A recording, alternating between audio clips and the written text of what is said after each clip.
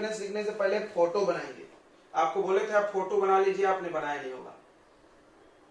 तो plant cell का shape बच्चों फिक्स होता है ऐसा, तो इसके बाहर ना एक करक कवर रहता है, करक हार्ड।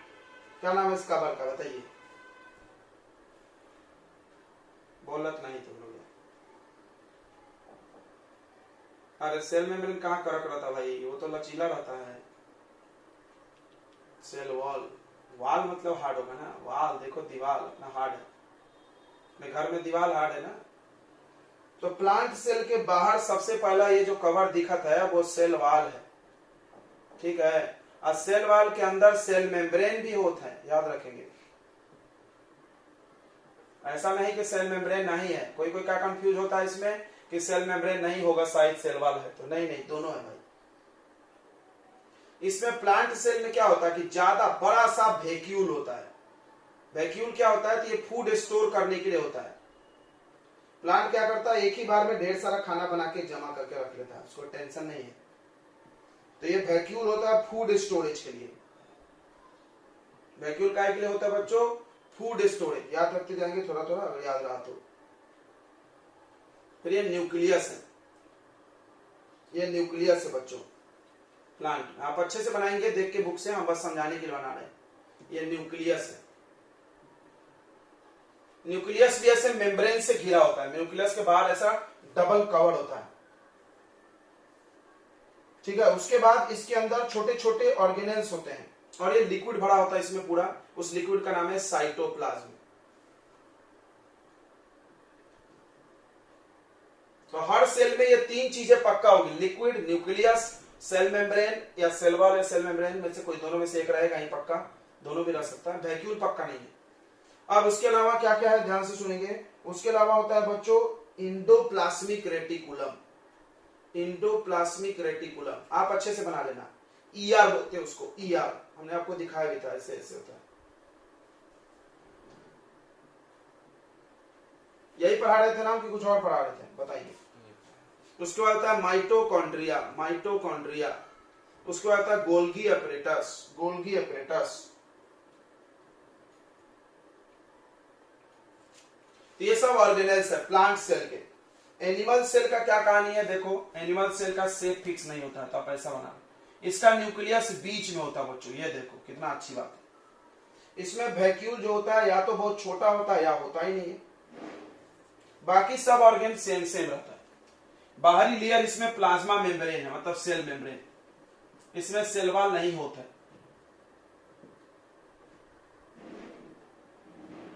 समझ में आ रहा है क्या? सेल वॉल नहीं होता है इसमें, इसमें सेल मेम्ब्रेन से ही काम चल जाता है। एनिमल सेल देखो लचीला सेल है हम लोग का, लचीला है ना, तो सेल मेम्ब्रेन है। बाकी सब सेम टू सेम है। एक अंतर है कि प्लांट सेल में बच्चों क्लोरोप्लास्ट होता है, हरा हरा रहता है, तो क्लोरोप्लास्ट जो रहता है उसका नाम है प्लास्टिड, प्लास्टिड में क्लोरोप्लास्ट, इसमें नहीं होता है।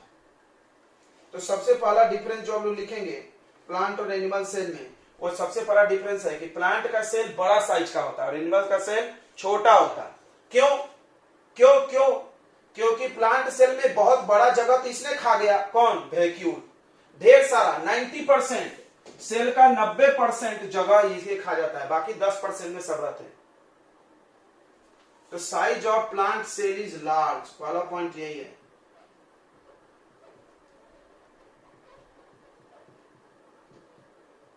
प्लांट सेल का साइज बड़ा होता है और एनिमल सेल का साइज छोटा होता है। कोई पूछ दिया क्यों, तो अब तुम बताना वैक्यूल की वजह से, ये वैक्यूल की वजह से, ठीक है। प्लांट में बच्चों लार्ज साइज वैक्यूल प्रेजेंट रहता है।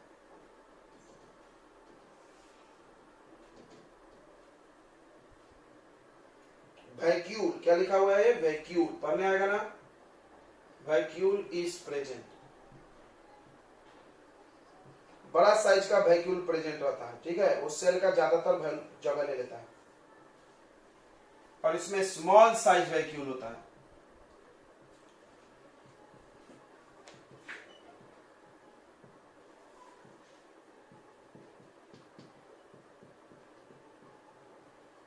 छोटा छोटा सा वैक्यूल रहता है बच्चों, ठीक है। अगला पॉइंट सुनो, प्लांट सेल में सेल मेम्ब्रेन और सेल वॉल दोनों होता है।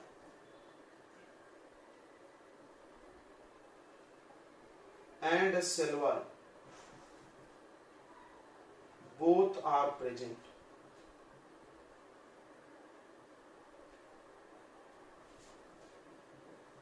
एनिमल सेल में ओनली सेल मेम्ब्रेन होता है।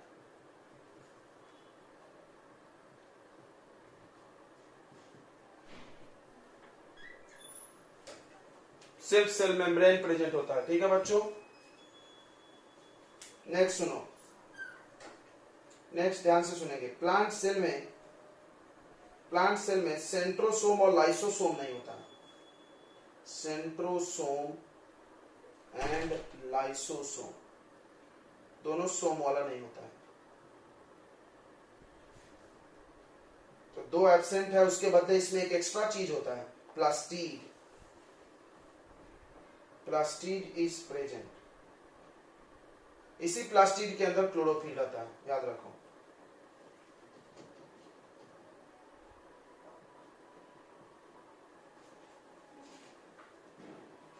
ठीक है, और चाहो तो लिख सकते हो, प्लांट सेल में माइटोकॉन्ड्रिया की वो ज्यादा होती है, क्या बोलते हैं, संख्या। प्लांट सेल में माइटोकॉन्ड्रिया की संख्या कम होती है, एनिमल सेल में ज्यादा। एनिमल को ज्यादा एनर्जी चाहिए। उसके बाद तुम और लिख सकते हो, प्लांट सेल का शेप साइज फिक्स होता है, एनिमल सेल का शेप और साइज फिक्स नहीं होता है। चाहो तो ढेर सारा लिख सकते हो। इसका उल्टा कर लोगे, इसमें centrosome and lysosome is absent, तो एब्सेंट की जगह क्या कर लेना इसमें, प्रेजेंट। एब्सेंट का उल्टा क्या होता है, प्रेजेंट। और प्लास्टिड इज प्रेजेंट, तो यहां प्लास्टिड इज एब्सेंट कर लेना। चलिए कर लिए, क्या कर लिए होंगे। किसी भी सेल में कुछ इंपॉर्टेंट पार्ट्स होता है। देखो, सबसे पहला होता है सेल मेम्ब्रेन या सेल वॉल होगा।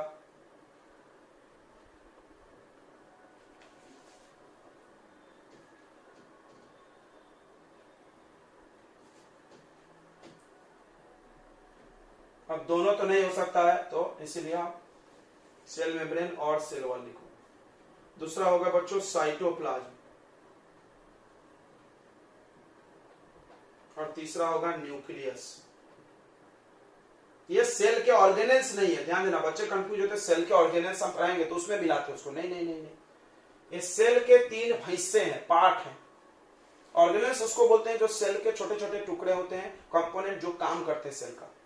तो 3 पार्ट्स ऑफ सेल है, 3 पार्ट्स ऑफ सेल है। तो सबसे पहला हम लोग पढ़ते हैं बच्चों सेल मेम्ब्रेन। तो सेल मेम्ब्रेन बच्चों प्लांट और एनिमल सेल में दोनों में प्रेजेंट रहता है, लेकिन प्लांट सेल का आउटर कवर होता है।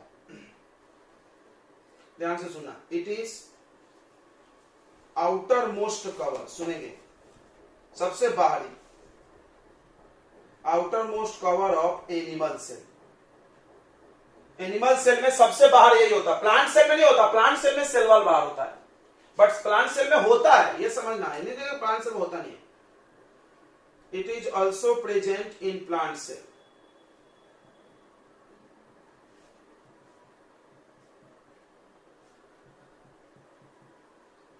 ठीक है, इट इज ऑल्सो कॉल्ड, इसका एक और नाम है प्लाज्मा मेम्ब्रेन।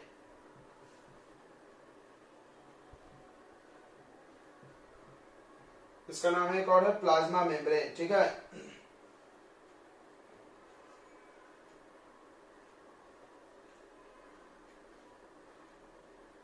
नेक्स्ट पॉइंट में देखो, it allow water, minerals and only some materials to move in and out to the cell. So it is also called, ये बार क्वेश्चन हो सकता है, so it is also called selectively permeable membrane. देखो बच्चों ध्यान से क्या बोल रहा है कि जो सेल, जैसे सेल है तुम्हारा, क्या सेल में कोई भी अंदर घुस सकता है, कोई भी बाहर निकल सकता है? नहीं, कोई भी घुस सकता था, कोई भी निकलता है। तो सेल के अंदर के जो पार्ट्स हैं, माइटोकॉन्ड्रिया, ये कहीं नहीं बाहर आ जाता है।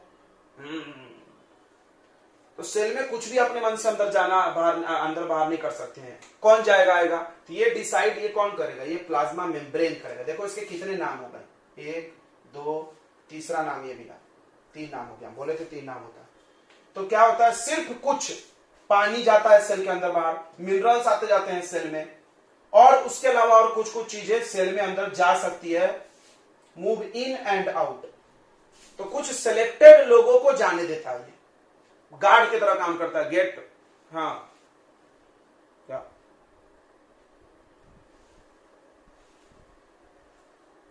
हाँ इट, हाँ अलाउ छूट गया।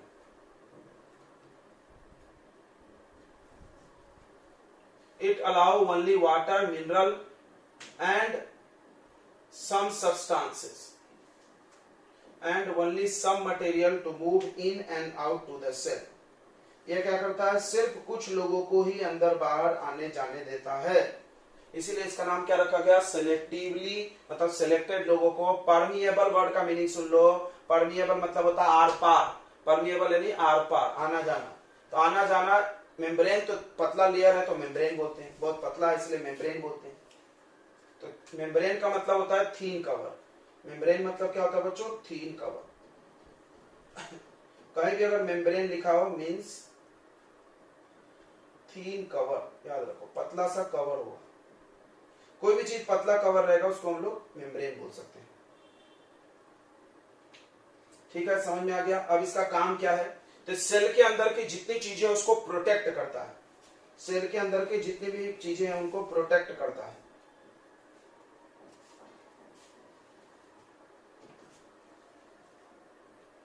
तो इट प्रोटेक्ट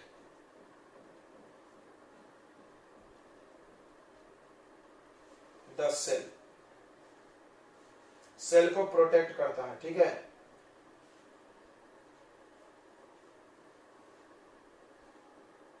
उसके बाद एंड इट सेपरेट। सेपरेट मतलब क्या होता है, अलग करना।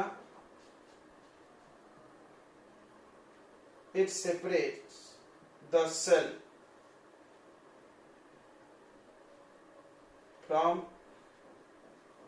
From surrounding.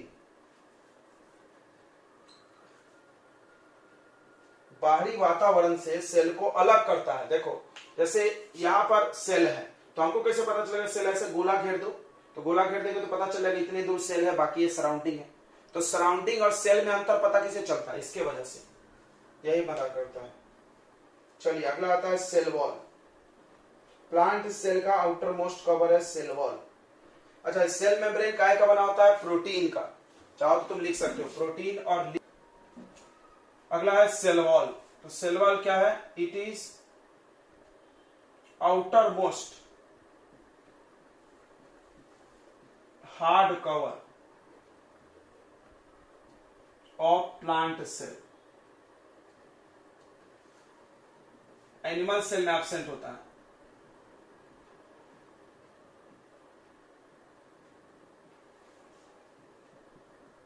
It is made by cellulose, याद रखना, cell wall is made by, एक वर्ड है सेलुलोज, सेलुलोज, ये वर्ड याद हो जाएगा। सेल वॉल सेलुलोज एक ही जैसा लग रहा है। सेल वॉल सेलुलोज नामक सब्सटेंस से बना है। ठीक है,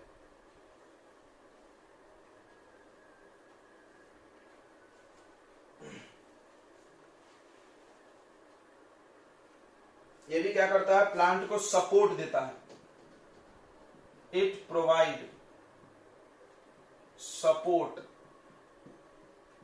to the plant and make them rigid.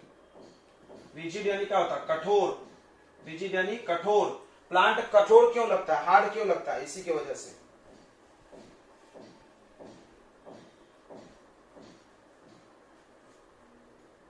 अगला इट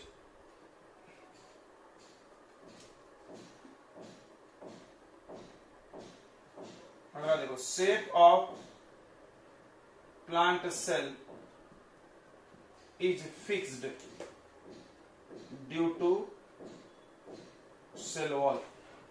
सेल वॉल की वजह से प्लांट सेल का शेप क्या होता है, फिक्स होता है। ठीक है, प्लांट को सपोर्ट देता है। सपोर्ट मतलब खड़ा रहने की क्षमता। मान लो ये हार्ड नहीं रहता, तुम सोचो ये पेन हार्ड नहीं है, तो हम पेन पे पेन रखेंगे, दब जाएगी, ऐसे मुड़ जाएगी। ठीक है, मुड़ता नहीं है, खड़ा क्यों है, सेल वॉल की वजह से हार्ड है। हमारे बॉडी में कौन हार्ड है, बोन्स। क्या ये सिर्फ मांस खड़े हो सकते थे, नहीं, ये तो लचीले हैं। हड्डी टूट जाए अभी तुम खड़े नहीं हो सकते। चलिए तो नेक्स्ट इसको मिटा दे रहे हैं, हो गया होगा।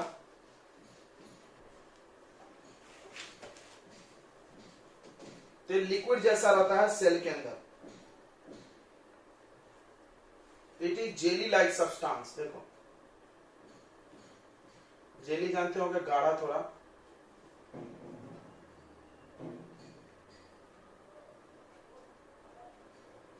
It is jelly-like substance present inside the cell.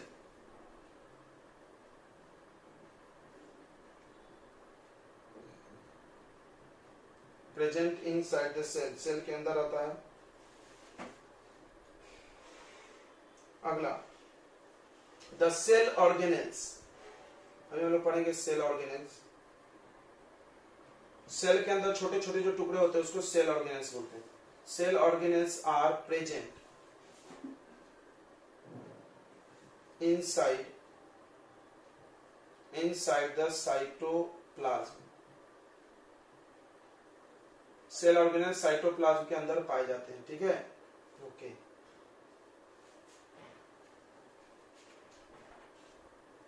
अब आते हैं न्यूक्लियस में। न्यूक्लियस बड़ा इंपॉर्टेंट है। न्यूक्लियस ही मेन पार्ट है सबसे। सेल वॉल काय का बना होता है, सेलुलोज का। जो मेन पॉइंट है वो याद करें आप।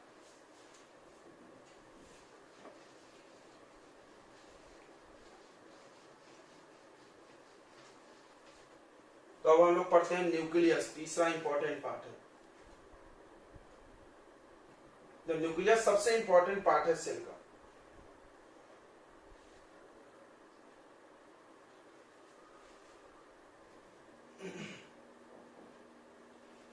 No, it is very important part of cell। अगला इट कंट्रोल। देखो पूरा कंट्रोल करने का काम है, दिमाग जैसा। It control all activities of cell. Cell के सारी चीजों को यही कंट्रोल करता है। देखो ये इसका काम हो गया। न्यूक्लियस के अंदर एक जेली लाइक सब्सटेंस रहता है। Nucleus contains a jelly like substance। Jelly समझ रहा है ना, लिक्विड।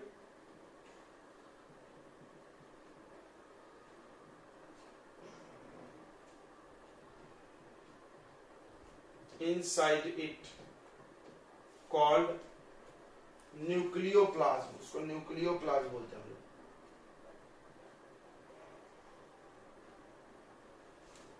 याद रहेगा न्यूक्लियोप्लाज्म। न्यूक्लियस के अंदर जो लिक्विड है न्यूक्लियोप्लाज्म। सेल के अंदर जो लिक्विड है उसको साइटोप्लाज्म। प्लाज्म मतलब लिक्विड, प्लाज्म मतलब बच्चों लिक्विड। याद रहेगा प्लाज्म। तो पहली चीज न्यूक्लियस के अंदर न्यूक्लियोप्लाज्म होता है। चलो हम बना के दिखाते हैं। ये आपका न्यूक्लियस होता है, देखिए ऐसा गोल। इसके बाहर ये डबल लेयर भी रहता है। देखिए अभी हम इसके बारे में लिखेंगे। ये डबल लेयर से घिरा रहता है। इस लेयर का लिए हम नाम है न्यूक्लियर मेम्ब्रेन। जैसे सेल के बाहर सेल मेम्ब्रेन होता है, न्यूक्लियस के बाहर न्यूक्लियर। और इसमें ऐसा लिक्विड जैसा गाढ़ा लिक्विड एकदम भरा रहता है। इस गाढ़ा लिक्विड को हम लोग बोल रहे हैं न्यूक्लियोप्लाज्म। उसके अंदर इसमें ऐसे ऐसे धागा जैसा ऐसा ऐसा ऐसा ऐसा ऐसा उलझा उलझा स्ट्रक्चर होता है, जिसको हम लोग बोलते हैं क्रोमैटिन। दिया है कि नहीं दिया है तुम्हारे बुक में?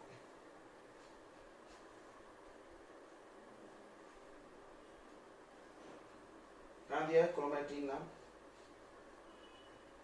क्रोमेटिन अच्छा क्रोमोसोम है, कोई बात नहीं, बेवकूफ बुक है, कोई बात नहीं। देखिए तो क्रोमोसोम कब दिखाई देता है? जब सेल डिवीजन होता है। ये गलत है, अब आप आगे आओगे तो पढ़ोगे, कोई बात नहीं, चलो हम भी वही बनाते हैं। देखिए तो ये पेयर्स में होते हैं क्रोमोसोम,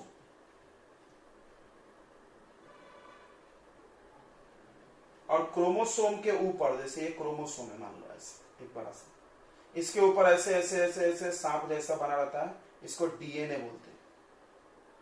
तो देखा होगा फिल्म में, हर क्रोमोसोम के ऊपर ढेर सारा डीएनए होता है, और हर डीएनए के एक छोटे टुकड़े को, हर डीएनए के एक छोटे टुकड़े को तुम्हारे बुक में तो बड़ा अच्छा बना के समझाया है। देखो ये क्रोमोसोम दिया है, क्रोमोसोम में ऐसे ऐसे उलझा उलझा उलझा उलझा धागा बना दिया, यहाँ पे दिखाया भी आगे आके डीएनए, और हर डीएनए के छोटे टुकड़े को हम लोग, जैसे डीएनए ऐसा होता है सांप जैसा, देखो जूम करके बना रहे हैं हम लोग उसको, जूम सुम, जूम हो गया, ऐसे रहता है टुक टुक टुक टुक।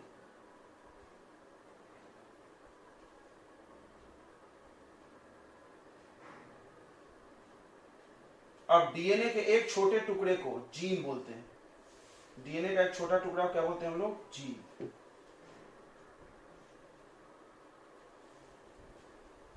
चलिए तो न्यूक्लियस के अंदर क्या क्या होता है क्लियर हो गया, हम फिर से बता दें। न्यूक्लियस के बाहर मेम्ब्रेन, अंदर लिक्विड, उसका नाम है न्यूक्लियोप्लास्ट, उसके अंदर क्रोमोसोम, क्रोमोसोम के अंदर डीएनए, डीएनए के अंदर gene.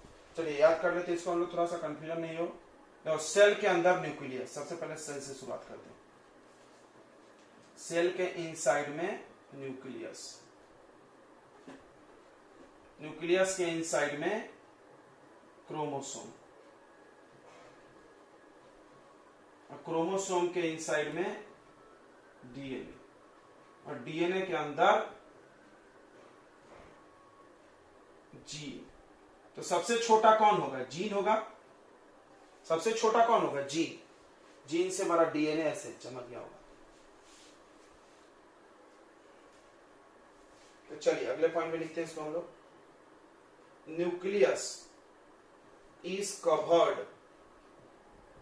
Bye double layered membrane. Nucleus दो लेयर के मेम्ब्रेन से घिरा होता है, कॉल्ड, इसको हम लोग न्यूक्लियर मेम्ब्रेन बोलते हैं। न्यूक्लियस डबल लेयर मेम्ब्रेन से घिरा होता है, जिसको हम लोग क्या बोलते हैं? न्यूक्लियर मेम्ब्रेन बोलते हैं। ठीक है, ओके।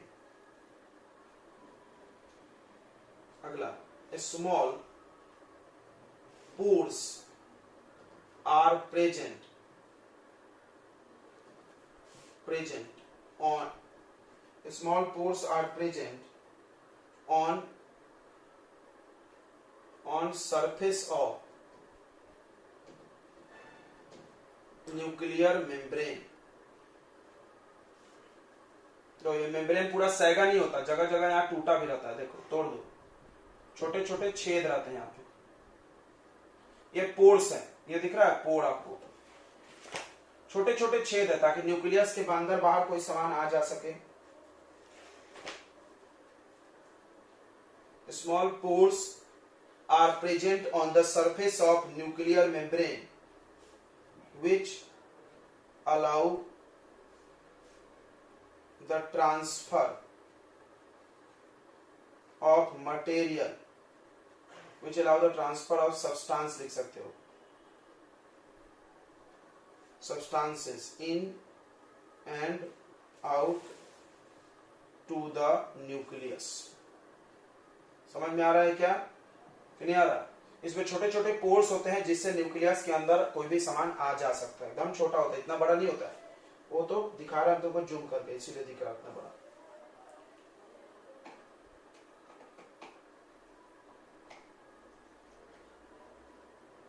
तो अगला, न्यूक्लियस के अंदर ध्यान सुनेंगे, न्यूक्लियस के अंदर क्रोमोसोम पाया जाता है। न्यूक्लियस के अंदर क्या पाया जाता है? Thread like structure. तो देखो the thread like structure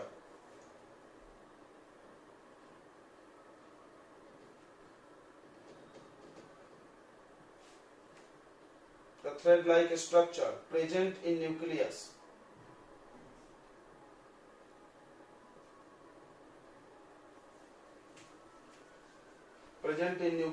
is called DNA, sorry, is called chromosome.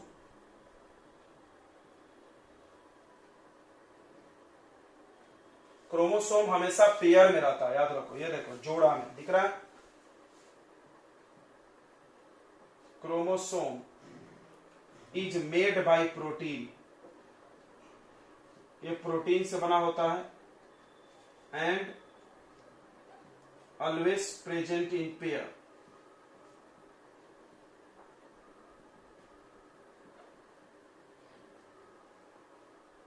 हमेशा पेयर्स में होता है, ठीक है, ओके। अगला, क्रोमोसोम के ऊपर डीएनए प्रेजेंट होता है। डीएनए क्या करता है, अपने कैरेक्टर को, अपने पापा मम्मी का गुण तुम में आया ना, जब बच्चा पैदा होता है तो मम्मी पापा का गुण आता है, हाइट, कलर, बाल का डिजाइन, ये सब पापा मम्मी जैसा दिखता है क्या? किसी से मिलता होगा। क्यों मिलता है? क्योंकि जब बच्चा पैदा होता है तो उसका डीएनए, पापा मम्मी का डीएनए आता है। ये तुम लोग जानते हो, बड़ा दिखाता है सीरियल में आजकल, ये सब दिखाता है ना, डीएनए टेस्टिंग। तो डीएनए क्या करता है, ध्यान से सुनो, DNA is present on chromosome, the chromosome is made bye DNA, ऐसा लिखो।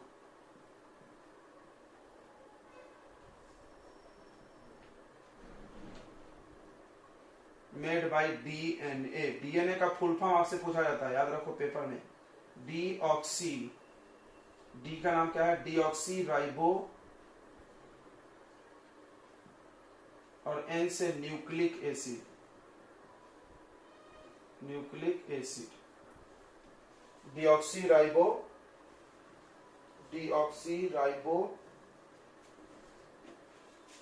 न्यूक्लिक का स्पेलिंग देख लो एक बार, NUCLEIC, न्यूक्लिक एसिड, ठीक है। ये डीएनए का फुल फॉर्म है, याद रखो। अगला सुन लो, डीएनए ट्रांसफर,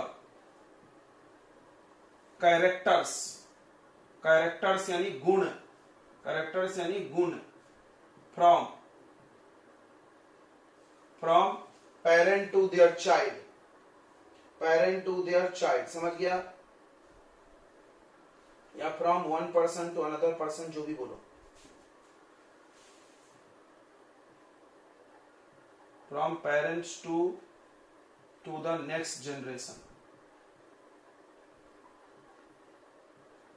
जो गुण आया है तुम में, आंख का डिजाइन, बाल का design, height, colour, face colour, जो भी है वो सब उधर से ही आया, ठीक है। इतनी बातें समझ में आ गई?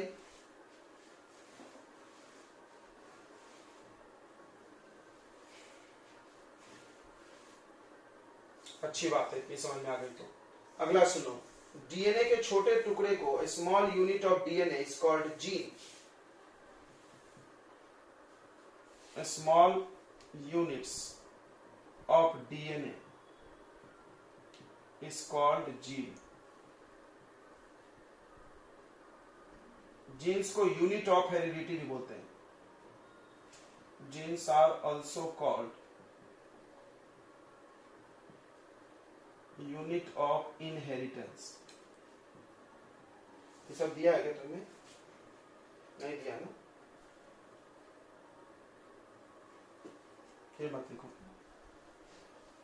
ठीक है। इतनी बातें समझ में आ गई। न्यूक्लियस में बहुत कॉन्सेप्ट है बच्चों, कोई दिक्कत है तो आप बताएंगे मेरे को। एक नोट हम लोग यहां पे लिखेंगे, प्रोटोप्लाज्म, नोट में आएगा प्रोटोप्लाज्म। ये प्रोटोप्लाज्म किसको बोलते हैं? तो साइटोप्लाज्म, प्लाज्मा मतलब लिक्विड बताए थे, प्लस न्यूक्लियोप्लाज्म, मतलब न्यूक्लियस के अंदर जो लिक्विड है और सेल के अंदर जो लिक्विड है, इन सबको मिला दो तो प्रोटोप्लाज्म बोलेंगे। क्या बोलेंगे? प्रोटोप्लाज्मा नहीं है, प्लाज्म होगा, ठीक है, ठीक है। अब प्रोटोप्लाज्म काय काय से बना होता है? तो इसमें कार्बन होता है, हाइड्रोजन होता है, ऑक्सीजन होता है, नाइट्रोजन होता है। प्रोटोप्लाज्म काय से बनता है? कार्बन, हाइड्रोजन, नाइट्रोजन और ऑक्सीजन। अब तुम सुने होगे ना, सेल के अंदर जो जान है, जैसे हम लोगों में जान होता है, तो ये जान किस में होता है? प्रोटोप्लाज्म में। यही लिविंग होता है। सेल का जो लिविंग चीज होता है वो यही होता है, यही जान वाली चीज है, लिविंग सब्सटेंस। कोई पूछे सेल में जो जान है, प्राण, जान, आत्मा, सुने हो ये सब नाम?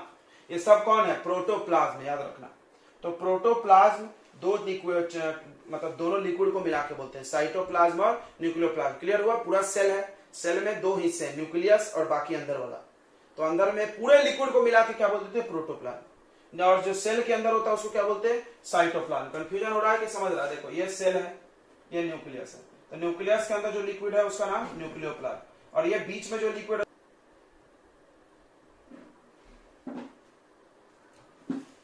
प्रोकैरियोटिक सेल,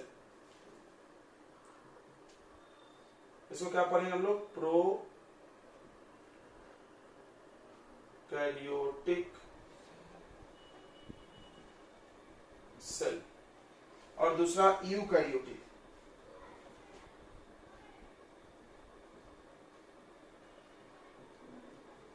दूसरा है eukaryotic.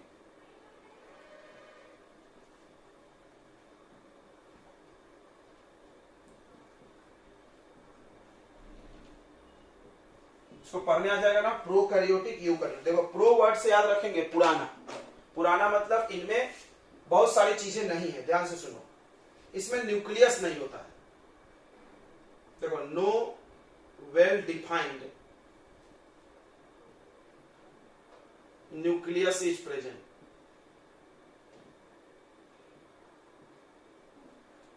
No well defined nucleus, nucleus है ही नहीं। न्यूक्लियर मेम्ब्रेन भी एब्सेंट है। अभी तुमने देखा न्यूक्लियस के बाहर मेम्ब्रेन होता है, इनमें नहीं होता। मेम्ब्रेन इज एब्सेंट, न्यूक्लियस के बाहर मेम्ब्रेन नहीं होता है। नेक्स्ट क्या है? बहुत सारे ऑर्गेनेल्स भी एब्सेंट होते हैं। तो सम ऑर्गेनेल्स, ऑर्गेनेल वर्ड याद हो गया? ऑर्गन याद है ना? शरीर के अंग को क्या बोलते हैं? ऑर्गन। और सेल के अंग को क्या बोलते हैं? ऑर्गेनेल्स। NELLES, इतना याद कर जाओ अंत में। सेल के अंदर छोटे छोटे पार्ट होते हैं। सम ऑर्गेनेल्स जैसे कि plastid, mitochondria are absent.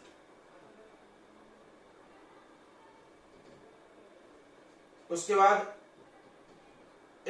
Small in size होता है, ये सेल का साइज भी छोटा होता है। अगला, ओनली वन क्रोमोसोम प्रेजेंट होता है।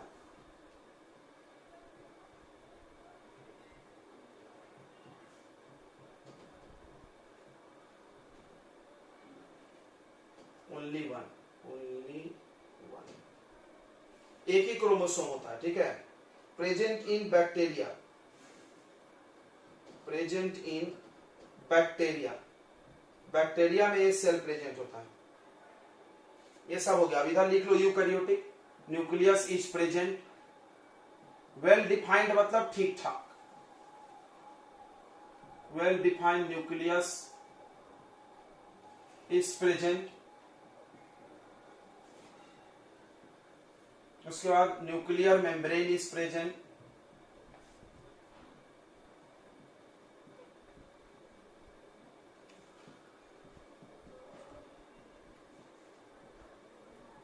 उसके बाद सारे ऑर्गेनेल्स प्रेजेंट रहते हैं, all organelles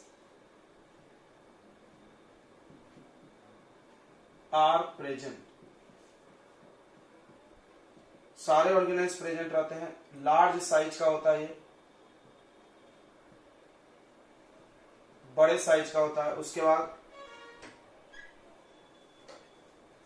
many chromosomes are present,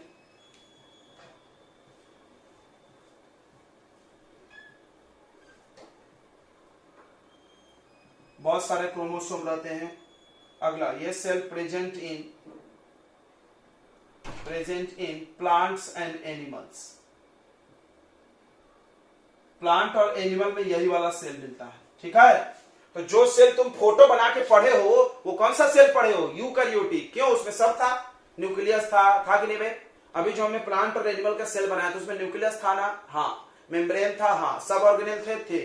तो वो कौन सा सेल था? यूकैरियोटिक। प्रोकैरियोटिक पढ़े हम लोग? नहीं पढ़े। कैसा होता होगा प्रोकैरियोटिक में? न्यूक्लियस ही नहीं होता। ले, न्यूक्लियस नहीं, न्यूक्लियर मेम्ब्रेन नहीं, बहुत सारे ऑर्गेनेल्स भी गायब हैं, छोटा होता है, क्रोमोसोम एक होता है, बैक्टीरिया में पाया जाता है। चलो, तो ये हो गया प्रोकैरियोटिक यूकैरियोटिक में डिफरेंस बच्चों। तो कोई पूछे प्रोकैरियोटिक सेल क्या होता है, तो आप ये बोलना डेफिनेशन, वैसा सेल जिसमें न्यूक्लियस नहीं हो, और जिसमें न्यूक्लियस हो उसको क्या बोलेंगे? यूकैरियोटिक। ठीक है, तो अब पढ़ना हम लोग को सेल ऑर्गेनेल्स, जल्दी से नोट कर लीजिए। इसके बाद हम लोग को पढ़ना है बच्चों सेल ऑर्गेनेल्स। ध्यान देखें,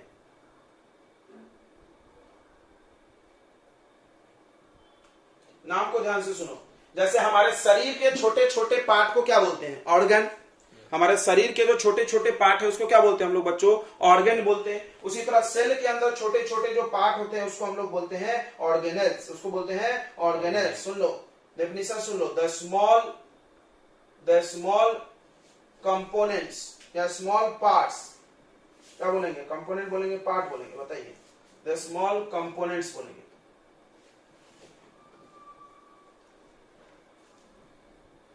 of cell which perform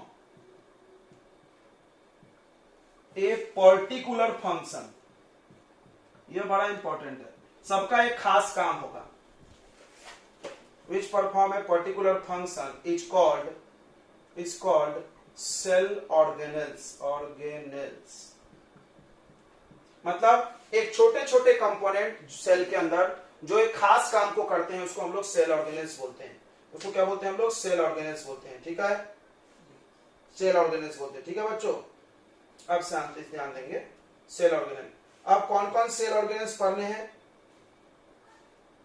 some important cell organelles देखते हैं हम लोग।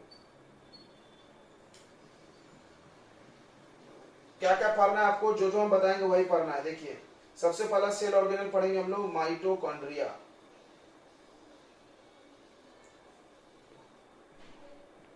उसके बाद पढ़ेंगे हम लोग राइबोसोम, फिर पढ़ेंगे प्लास्टिड, फिर पढ़ेंगे इंडोप्लाज्मिक रेटिकुलम,